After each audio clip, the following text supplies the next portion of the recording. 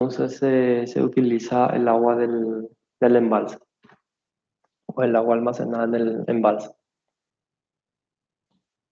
En cuanto a las presas del embalse, tiene como objetivo principal, su objetivo principal es el almacenamiento del agua para regular el caudal del río. Es el objetivo principal de la presa de embalse.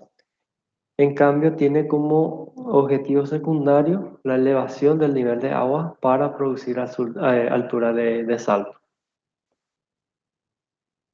Entonces, tiene que tener bien en cuenta esto. Prácticamente se invierte en los objetivos de estas dos presas. El objetivo principal de la presa de derivación es elevar el nivel de agua y con eso conseguir el salto hidráulico necesario. Y como objetivo secundario tiene el almacenamiento del agua y utilizar el agua cuando aumenta el consumo, ¿verdad? Utilizar el agua embalsada. En cambio, la presa del embalse, su objetivo principal es el almacenamiento de agua para regular el caudal del río. Es decir, eh, soltar más agua o verter más agua en caso que sea necesario cuando aumenta el consumo y disminuir el caudal del agua si es que disminuye o cuando disminuye el consumo. Ese es el objetivo principal del embalse, o sea que es de la presa de embalse.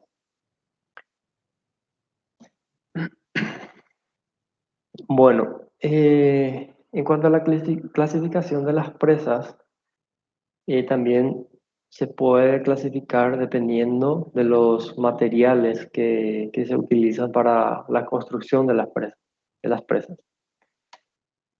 Podemos tener en el grupo de las presas constituidas por materiales incoherentes que se mantienen unidos por su peso, se pueden mencionar las siguientes presas. Tenemos la presa de tierra, la presa de escollera y la presa mixta de tierra y escollera. Entonces, estas son las presas, o sea que se clasifican en estas tres presas, las presas constituidas por materiales incoherentes. Luego tenemos las presas constituidas por materiales coherentes. En este caso, este tipo de presas proporcionan impermeabilidad y resistencia al conjunto. Y se mencionan las siguientes. Tenemos las presas de sillería, las presas de mampostería, las presas de hormigón armado. Entonces, estas son las tres presas eh, que se construyen de materiales coherentes y lógicamente ofrecen mayor impermeabilidad. Bueno, vamos a hablar o vamos a ver cada una de las presas que habíamos mencionado. Tenemos la presa de tierra y escollera. eh, Generalmente para aprovechamientos hidráulicos no se utilizan las presas de tierra ni las presas de escollera propiamente dichas, sino más bien las presas mixtas constituidas por tierra, escollera y una capa impermeabilizada situada en el paramento de aguas arriba. Entonces, no siempre se construye una presa de tierra, totalmente de tierra, ni tampoco de escollera. Siempre, en la mayoría de los casos, se construye una presa mixta, que sería mixta o sea, constituida por tierra, escollera y una capa impermeabilizada. Aquí tenemos un esquema de una presa de tierra y escollera. Aquí tenemos un antaguía, se le llama esto. Este sería el paramento de agua arriba, sería de escollera vertida, es decir, una capa de hormigón. Aquí tenemos el relleno impermeable de pizarra apisonada. Aquí tenemos una pantalla de hormigón en masa, perdón, esta parte negra que se ve aquí. Este sí, también es de hormigón. Y esta sería el núcleo de la presa, que está constituida por arcilla apisonada. Aquí tenemos otra pantalla de hormigón en masa. Este sería otro relleno impermeable de pizarra apisonada. Y aquí tenemos el talud, que sería de escollera vertida. Entonces, esta parte sería agua arriba, donde o sea que esta superficie de la presa está en contacto con el agua del embalse. Y esta sería la parte de agua abajo. Luego tenemos las presas de hormigón armado, que son las más empleadas en los aprovechamientos hidráulicos, ya sea como presa de derivación o como presa de embalse. En este caso, este tipo de presa requiere una cimentación sobre roca sana, resistente e impermeable. Y para alturas inferiores a unos 40 metros, suelen resultar más económicas las presas de tierra y escollera. O sea que para alturas mayores a 40 metros, eh, o sea que para menores a 40 metros, las presas de tierra y escollera son más económicas. Para mayores alturas, es decir, superior a 40 metros, la las presas de hormigón pueden resultar más económicas debido a que los taludes que hay que dar a las presas de tierra y escollera aumentan mucho su volumen, por lo tanto también aumenta su precio. Por ejemplo, vemos la presa de tierra y escollera, a medida que aumenta la altura de la presa, esto se tiene que extender, es decir, los taludes tienen que extender más, por lo tanto resulta más costoso.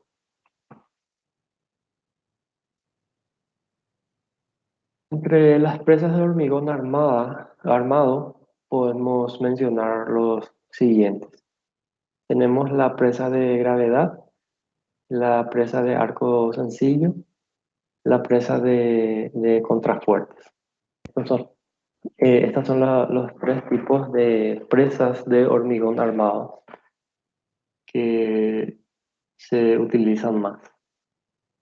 En cuanto a la presa de gravedad, en este caso, los esfuerzos a que se hayan sometido debido a la presión del agua sobre el paramento de agua arriba se resisten por el propio peso de la presa. Y aquí tenemos un esquema de una presa de gravedad. En este caso, la presa consta de un paramento agua arriba o al dorso, que una vez o sea, que unas veces es vertical y otras veces ligeramente inclinado. Y de un paramento de agua abajo, que sería este paramento, agua abajo, también se le llama talud, que también tiene o que tiene una inclinación de 2 a 5 centímetros de base por cada metro de altura.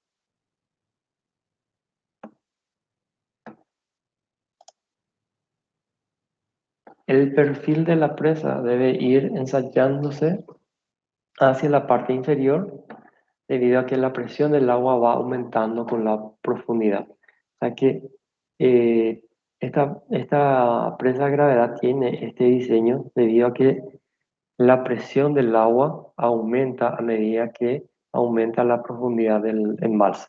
Entonces, para que resista la presión de agua, debe tener esta base.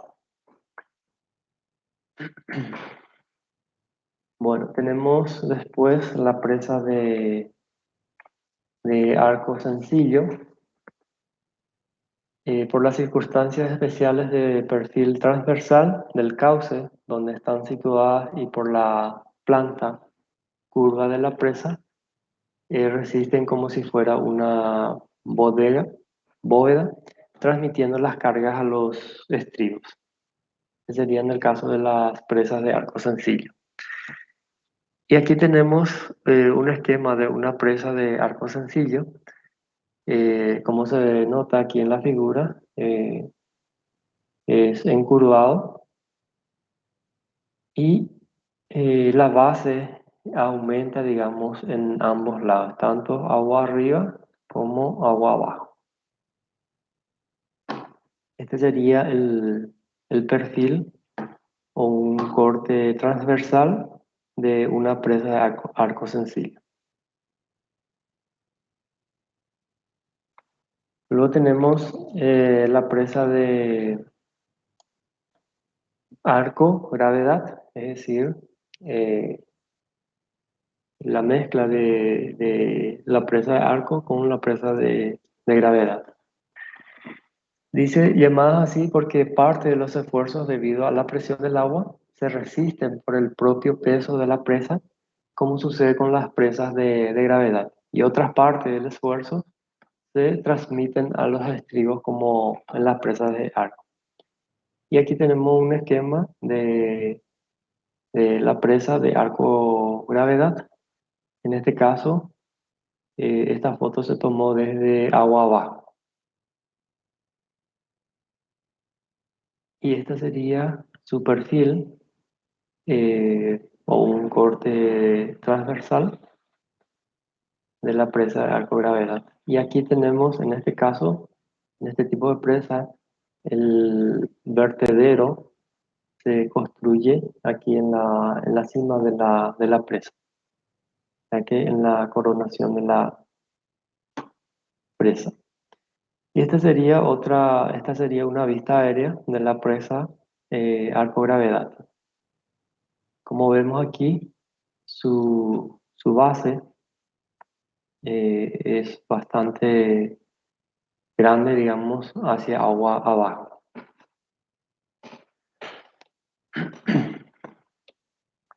Luego tenemos las presas de arcos múltiples. En este caso, el perfil transversal queda dividido en varios vanos que se cierran por medio de bóvedas.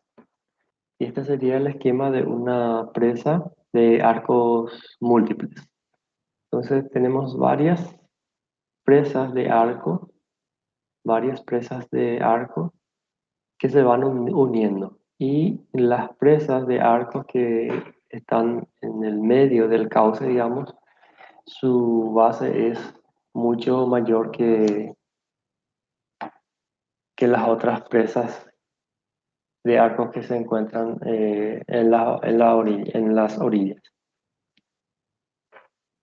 Y esta sería una vista en perspectiva que sería hacia el lado de agua abajo de la presa. Luego tenemos las presas de contrafuertes. Este tipo de presa se utiliza para reducir el volumen de material empleado en las presas de gravedad. Está formada por la pantalla sustentada por contrafuertes en el lado de agua arriba y la pantalla puede ser vertical o inclinada.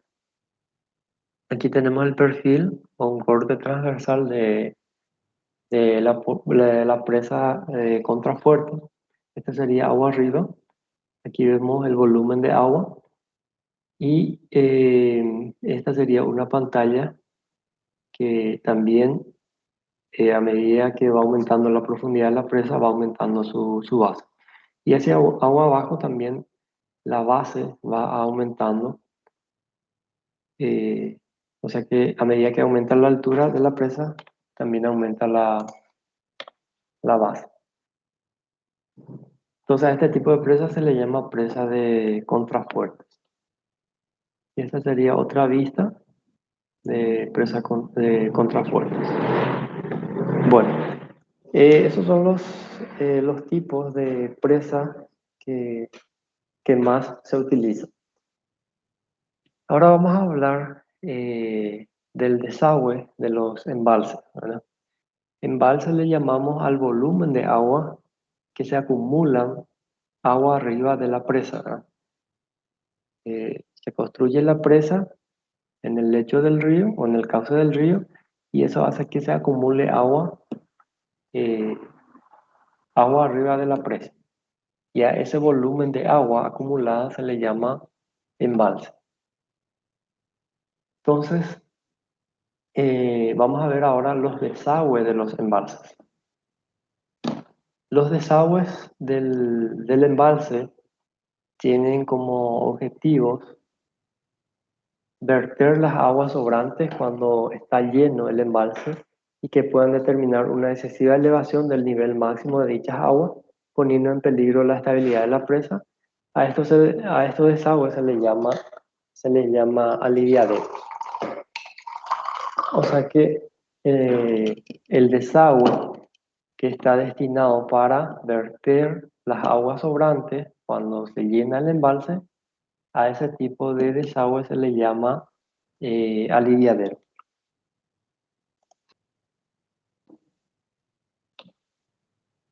También otro de los objetivos del desagüe, del embalse, es captar las aguas necesarias para el funcionamiento de la central. A este tipo o a este desagüe se le denomina toma de agua, tomas de agua. Entonces, eh, las tomas de agua sirven para captar las aguas necesarias, captar las aguas del embalse para conducir hasta la casa de máquinas, para conducir el agua hasta la casa de máquinas. Esa sería la función de las tomas de agua. También otro de los objetivos del desagüe o de los desagües sería vaciar el embalse cuando sea necesario. En este caso sería para vaciar por completo el embalse.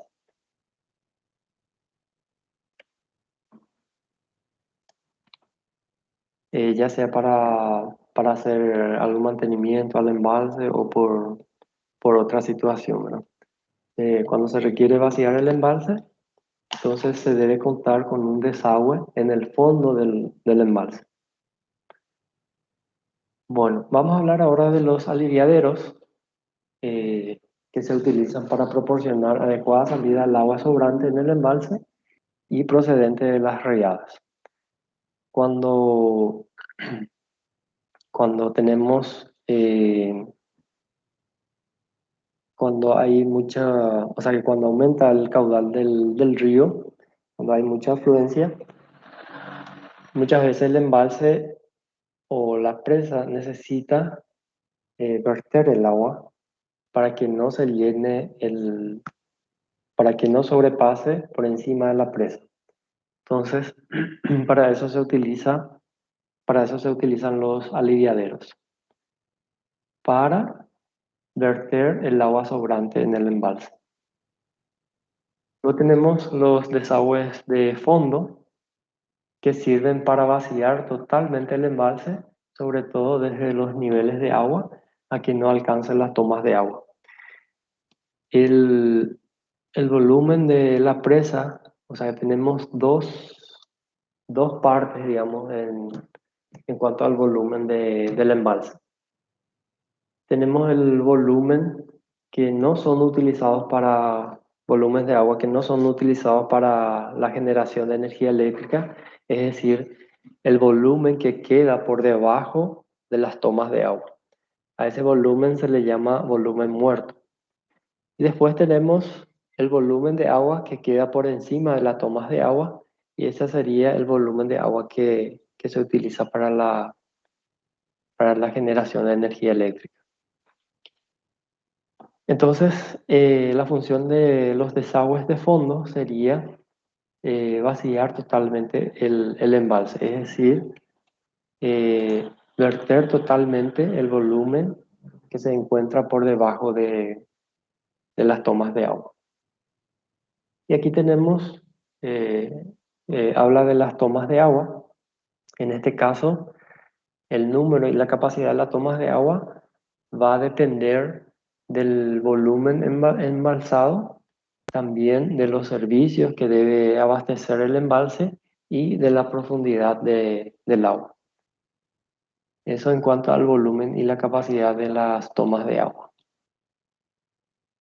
Eh, las tomas de agua se cierran y regulan por medio de compuertas y válvulas, es decir, a la entrada de las tomas de agua se cuenta con compuertas y válvulas que se encargan de regular el paso de agua por las tomas de agua.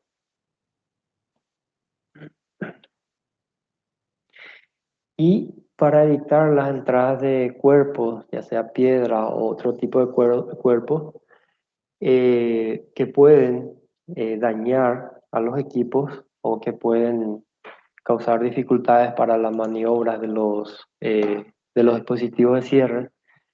En ese caso se coloca o siempre se coloca rejillas antes de los dispositivos de cierre, o sea que antes de las compuertas y de las válvulas.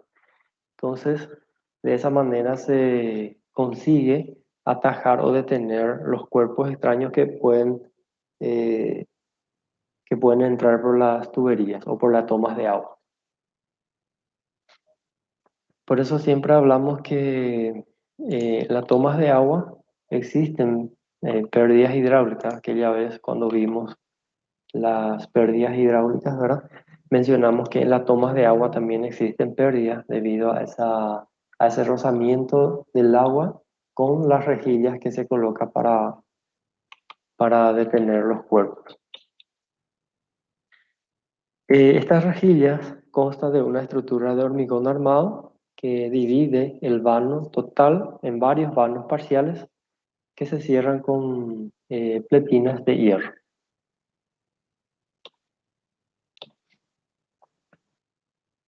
En el caso de que la presa eh, o el embalse se produce por presas de tierra y escollera, en ese caso las tomas se sitúan en torres separadas, en cuya parte superior se sitúan los mecanismos de cierre y de regulación, y a las que se llega por la pasarela o por una pasarela que une las dos torres con la coronación de la presa y con la ladera del embalse. Y aquí tenemos un esquema de una toma de agua de una presa de Escollera.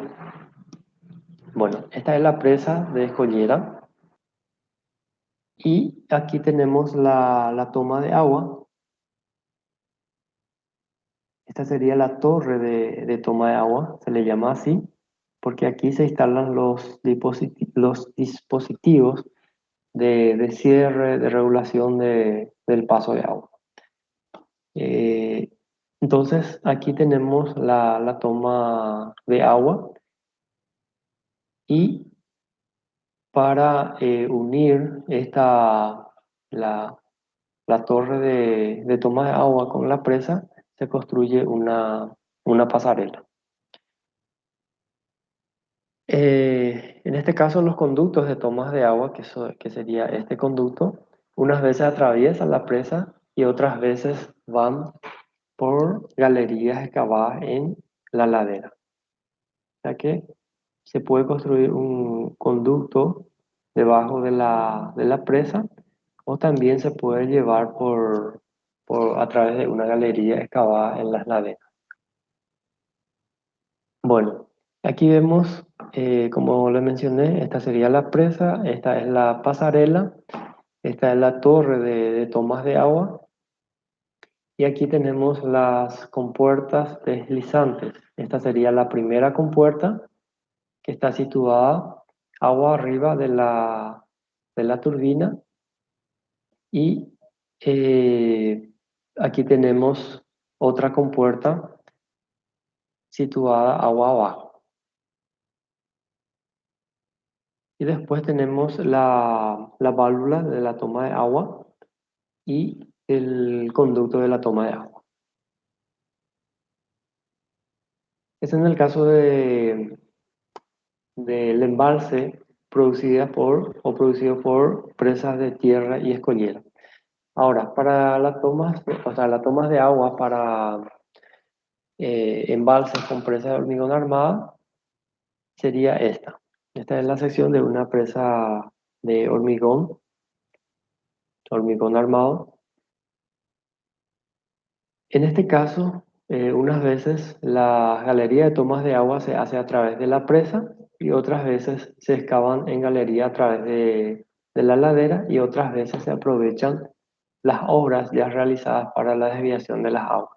En este caso, tenemos que el agua atraviesa, digamos, atraviesa la presa. O sea que este conducto atraviesa la presa, entonces eh, aquí tenemos la toma de agua. El agua pasa por este conducto y se conduce hasta las turbinas. Aquí tenemos la turbina y este sería el canal de desagüe. Entonces aquí tenemos, para este tipo de presa, aquí tenemos los dispositivos de cierre de paso de agua, es decir, tenemos las compuertas y las válvulas que están situadas en las tomas de agua. Y aparte de eso tenemos la rejilla que sirven para atajar los materiales o cuerpos que puedan dañar a los equipos o a las turbinas. Bueno, eso sería con relación a las presas. Vimos los diferentes tipos de presas, vimos las tomas de agua, cómo se instalan las tomas de agua dependiendo de la presa, dependiendo del tipo de presa. Y ahora vamos a hablar del canal de derivación. En este caso, el canal de derivación sirve para conducir el agua desde la presa de derivación hasta las turbinas de la central. Es decir, a través del canal de derivación se conduce el agua desde la presa de derivación hasta la casa de máquinas. Cuando el salto es superior a unos 15 metros, conviene dar entrada a las aguas en la sala de turbinas por medio de tuberías forzadas y para ello debe preverse una cámara de presión donde termina el agua, donde termina el canal y comienza la tubería. Es decir, cuando se tiene un salto hidráulico superior a 15 metros, conviene instalar la cámara de presión que sirve como unión, esa cámara de presión sirve como unión de del canal de derivación con la tubería de presión, o también se le llama tubería forzada a la tubería de presión.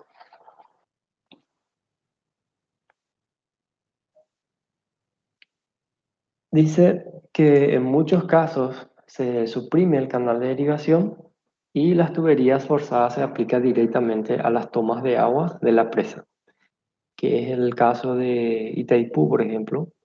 En el caso de Itaipú, la tubería forzada parte directamente de las tomas de agua y va directo a las turbinas.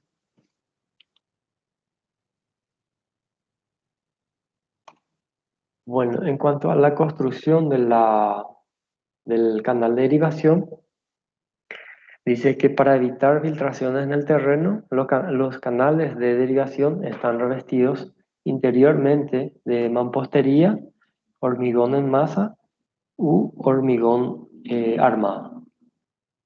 Los canales de derivación pueden realizarse en desmonte, es decir, excavando el terreno, solución que es más segura a los efectos de la estabilidad y de la reducción de filtraciones. Y aquí tenemos para ese caso cuando el canal de derivación se construye eh, excavando el terreno.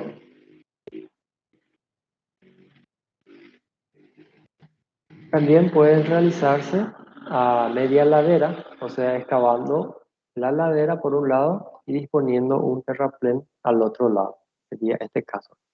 Aquí se excava una ladera y por el otro lado eh, se construye un terraplén o se construye una pared de hormigón.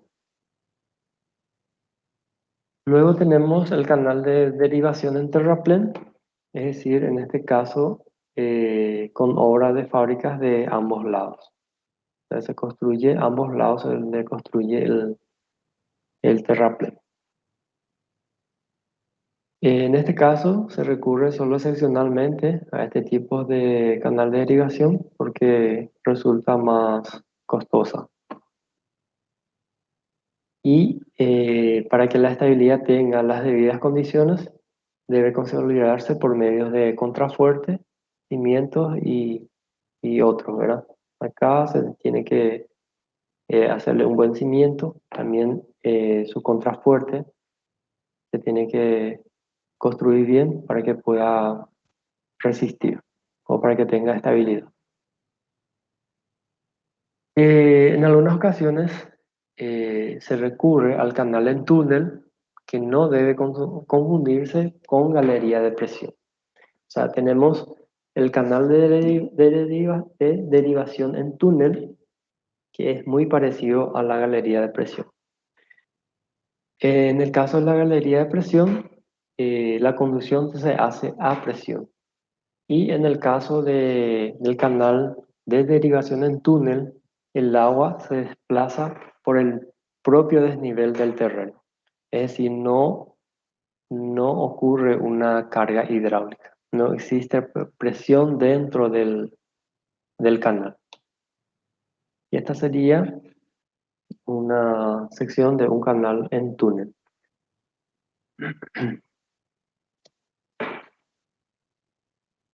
Bueno, en el origen del canal de derivación se dispone un conjunto de obras denominado bocal que permite el ingreso de las aguas en dicho canal. Se denomina regulador a la disposición de cierre cerca del comienzo del canal con la que puede regularse el paso de agua o de las aguas dentro de las posibilidades de su capacidad. O sea que el canal de derivación debe tener en su bocal, debe tener un dispositivo de cierre o un dispositivo de regulación del paso de agua. Entonces, dependiendo de la capacidad del canal, ese dispositivo se abre o se cierra, ¿no? O sea, regula el paso del agua. Dice, por ejemplo, durante las riadas hay que restringir la sección de paso de agua del regulador para que no para que no se eleve excesivamente el nivel de ellas en el canal, ¿sabe? Para que no se eleve demasiado el nivel del agua en el canal. Esencialmente, el regulador es una estructura de obra de fábrica con puertas elevables y abatibles en número y disposición adecuadas para que sus movimientos se realicen con seguridad y rapidez. Bueno, esto sería con relación al canal de derivación. Luego tenemos un fenómeno que se llama golpe de ariete, que este fenómeno ocurre en las tuberías. Entonces, Eh, Vamos a ver la definición del golpe de ariete. Dice, se denomina a la variación de presión en una tubería por encima o por debajo de la presión normal ocasionada por las bruscas fluctuaciones del canal, del caudal. Es decir, eh, dentro de la tubería eh, recorre cierto caudal de agua y cuando ocurre una variación de presión brusca de ese caudal de agua, ahí se produce el golpe de ariete. Cuando la carga de trabajo que sirve la turbina eh, se refiere a la demanda o a la carga de las turbinas, disminuye bruscamente. El regulador automático de la turbina cierra la admisión de agua y los efectos de inercia de esta provoca un golpe de ariete positivo. Es decir, ocurre una sobrepresión brusca y esa sobrepresión generalmente ocurre en la parte de la tubería situada junto a la cámara de presión de la turbina. Es decir, tenemos la cámara de presión y de la cámara de presión sale la tubería forzada que se conecta con la turbina.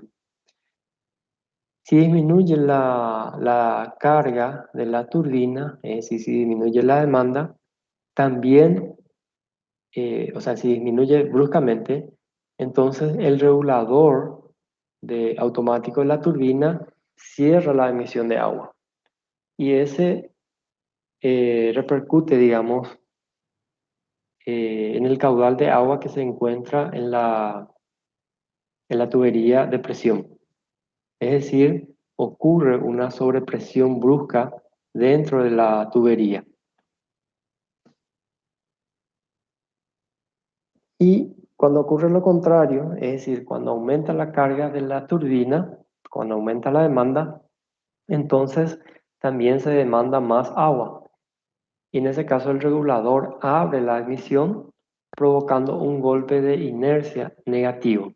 Es decir, ocurre una depresión brusca en la tubería de presión, sobre todo cerca de la cámara de presión de la turbina. Entonces ese sería eh, el golpe de ariete, ¿verdad? Eh, Se le llama a la variación de presión, ya sea, o sea que a la variación de presión en la tubería, ya sea a la sobrepresión o, en este caso, depresión. Bueno, para evitar ese fenómeno, es decir, para evitar el golpe de ariete, se construye lo que se llama chimenea de equilibrio. Esto se construye en la cámara de presión. Entonces, la chimenea de equilibrio sirve para evitar la variación de presión que disponen en las tuberías eh, depósitos de compensación y que se le llama chimenea de equilibrio. Aquí, por ejemplo, en la central hidráulica de Acaraú, tenemos dos chimeneas de equilibrio. Esas dos columnas en forma de cono que se levanta, esas son las chimeneas de equilibrio. Entonces, la chimenea de equilibrio sirve para evitar el golpe de ariete. Y aquí más o menos describe lo que es la chimenea de equilibrio, que es un pozo vertical o inclinado, abierto por la parte superior situado en el trayecto de la tubería lo más cerca posible de las turbinas. Y aquí muestra el esquema de la chimenea de equilibrio. Entonces, describiendo un poco la función de la chimenea de equilibrio, cuando se produce un golpe de ariete positivo, es decir, cuando ocurre una sobrepresión en la tubería, eh, encuentra menos resistencia a vencer en la chimenea y actúa sobre el agua de esta. Es decir, Cuando ocurre una sobrepresión en esta tubería, en la chimenea de equilibrio encuentra menos resistencia, entonces se eleva el nivel de agua que se encuentra aquí en la chimenea de equilibrio. Y de esa manera se produce una desaceleración del agua en la tubería, en esta tubería. Ahora, por el contrario, cuando ocurre o cuando se produce un golpe de ariete negativo, baja el nivel del agua de la chimenea de equilibrio, originándose una aceleración del agua en la tubería. Entonces, de esa manera, digamos, funciona la chimenea de equilibrio.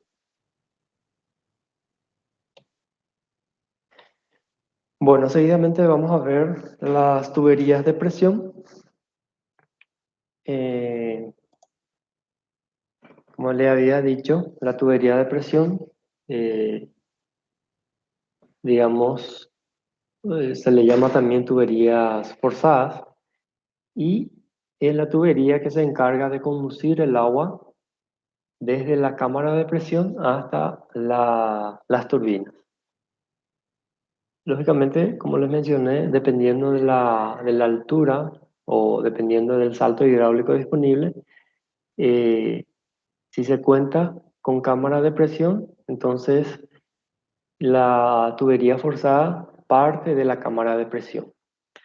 Pero si no se cuenta con cámara de presión, la tubería forzada parte directamente de las tomas de agua.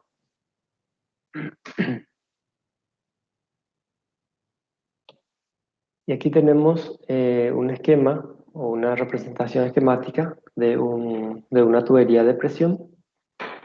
Esta sería la cámara de presión. De ahí sale la tubería de presión que va a la turbina. En este caso, la tubería de presión es completamente cerrada y se dirige directamente de la cámara de presión a la turbina. O sea que siempre la cámara perdón, la tubería forzada o la tubería de presión siempre va a ser una tubería cerrada. Aquí tenemos otro caso, otra representación esquemática, donde tenemos la cámara de presión y aquí tenemos, este sería el tramo de la tubería de presión de escasa pendiente y aquí tenemos la chimenea de equilibrio. Aquí tenemos otro tramo de tubería pero con mayor pendiente que esta. Y esta sería la turbina.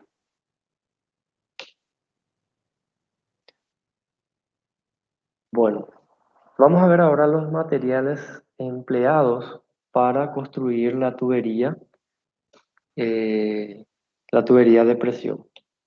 En este caso lo que más se utiliza sería el palastro, uralita, hormigón armado, hormigón precomprimido y la galería de presión.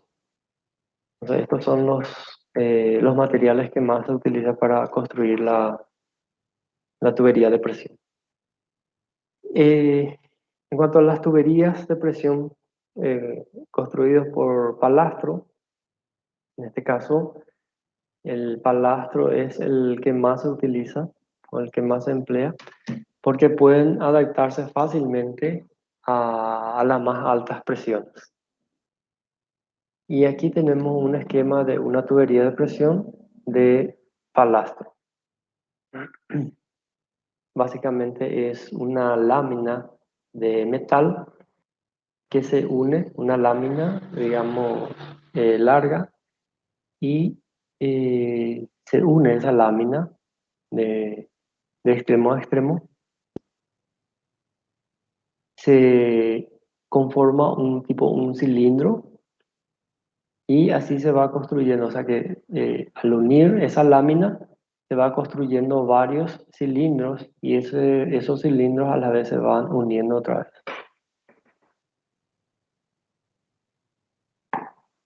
En este caso, en el caso de las tuberías de presión de palastro, son más utilizadas, o sea que lo que más se utiliza son de palastro de acero que las tuberías de hierro, ya que el de acero ofrecen mayor resistencia y resulta más económica que las tuberías de hierro. Y aquí explica más o menos cómo se construye, ¿verdad? Los tubos se forman arrollando chapas rectangulares de palastro a las que se da una forma cilíndrica, uniendo longitudinalmente los bordes de estas chapas. Entonces, se une aquí y después se unen los pequeños cilindros que se van montando. Generalmente se montan al aire y apoyadas sobre macizos, casi siempre de hormigón en masa. Se refiere a esta base que se ve aquí. Mm, Cuando se tiene un punto de cambio rasante y de cambio de alineación, se establecen apoyos fijos denominados anclajes y son constituidos por un macizo de hormigón reforzado interiormente por una estructura metálica. O sea, cuando ocurre un punto de cambio o un cambio de alineación, se debe reforzar este punto con hormigón y reforzar interiormente por una estructura metálica, como se ve aquí en la figura. Luego tenemos otro tipo de tubería de presión, que es la tubería de Uralita, que es una combinación de amianto con cemento. En este caso se emplean para saltos de poca potencia y alturas hasta 150 metros. Y han dado excelentes resultados las tuberías de Uralita. Por su bajo costo, son muy recomendables. Y en este caso los tubos se fabrican en longitudes de 4 metros y se unen entre sí por medio de aros de goma vulcanizada. Generalmente se montan enterradas en zanjas. Pero no tenemos figura de este tipo de tubería de Uralita, pero más o menos describe cómo sería, ¿verdad? Luego tenemos las tuberías de hormigón armado. En este caso se utilizan en casos de gran caudal y alturas de salto hasta unos 40 metros. Cuando por circunstancia del costo de adquisición y transporte de la tubería resulta más económica la de hormigón. Aquí tenemos un esquema representativo de una tubería de hormigón armado que está constituido por espiras de hierro que hacen de directrices y por varillas de reparto que son que son las generatrices fundidas ambas armaduras en hormigón hidráulico. Entonces, aquí tenemos la tubería forzada de hormigón armado, que sería esta parte. Eh, Aquí tenemos un recubrimiento de tierra apisonada sobre la tubería. Luego tenemos el soporte de hormigón en masa. Y aquí tenemos una tubería o unas tuberías de drenaje que se tiene que prever, ¿verdad? Cuando se requiere hacer algún drenaje, entonces se debe prever una tubería de drenaje. Y aquí tenemos un terreno enripiado que se lo coloca enripiado justamente para evitar que la tierra se separe de la estructura de la tubería. En el caso de las tuberías de hormigón armado de gran diámetro, se fabrican sobre el terreno y las de pequeño diámetro pueden fabricarse fuera de la tubería, aunque en este caso conviene que la fabricación se realice cerca de la hora para reducir los gastos de transporte. Y como habíamos visto aquí, Estas tuberías van apoyadas en el terreno mediante una solera apropiada, generalmente enterradas o semienterradas, casi nunca al de hormigón graso. Bueno, otros tipos de tuberías de presión, tenemos las tuberías de hormigón precomprimido, que están constituidas por tubos de hormigón armado con una ligera armadura longitudinal de hierro, cuyo objeto es obtener una estructura resistente a los esfuerzos longitudinales que se representan durante las maniobras de preparación.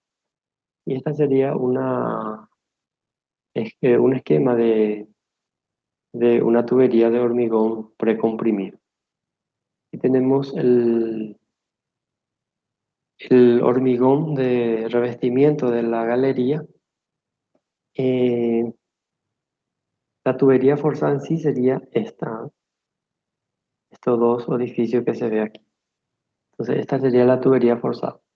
Y la tubería forzada cuenta con un revestimiento de hormigón, sería esta.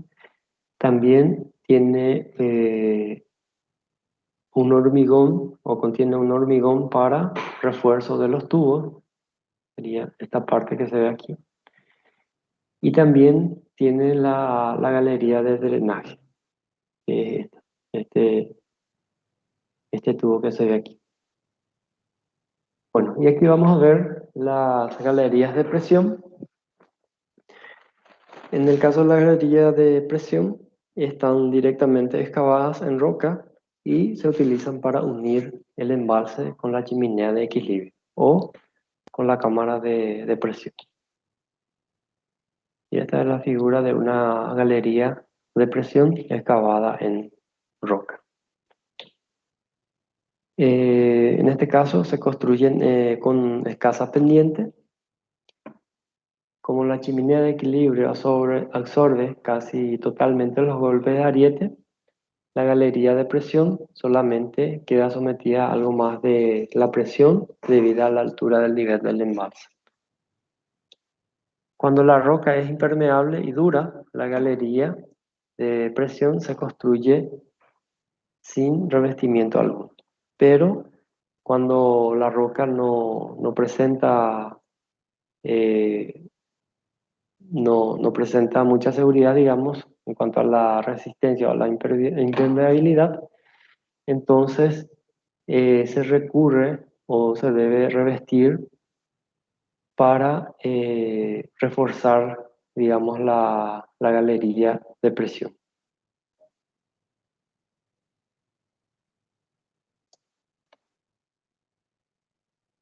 Y ese revestimiento se puede hacer con hormigón armado o también se puede hacer con palastro. Bueno, hasta aquí quiero ver con ustedes sobre los elementos de las centrales hidráulicas. Y después en la siguiente clase vamos a continuar. Nos falta todavía la parte de la casa de máquinas, ¿verdad? Donde se encuentran las turbinas y otros elementos también. ¿Tienen alguna consulta? De mi parte, ninguna. Me importa un poco. Sin problema. Bueno, a ver, actualmente están conectados 65. Hoy me pasaron la lista oficial y no puedo creer que están 83 alumnos.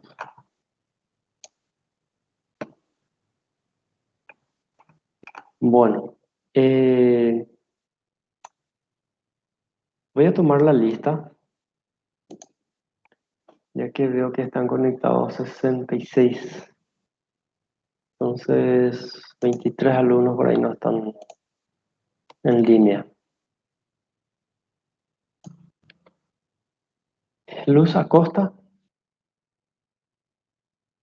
Presente, profe. ok.